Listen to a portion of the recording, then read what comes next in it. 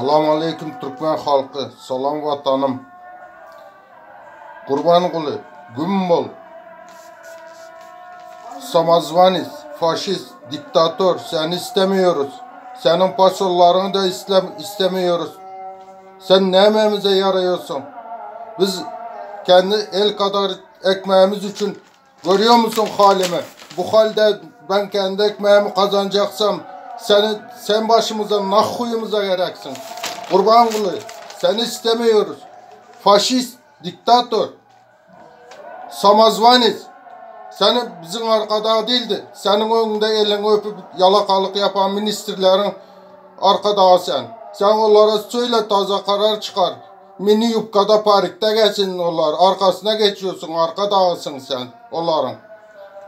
Buradaki bu pasolların nakuyumuza gerek. Biz kendi el kadar çöreğimizin peşinden can verip can alıyoruz. Sen onları görmüyor musun? Pasolun nakuyuma gerek. Kaçıyor öz götünü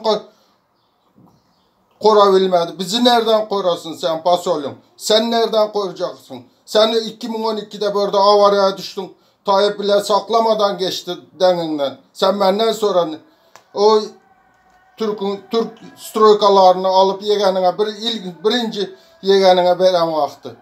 Sen bilmediysen ben gözüm bilen gördüm senin avaraya düşeni.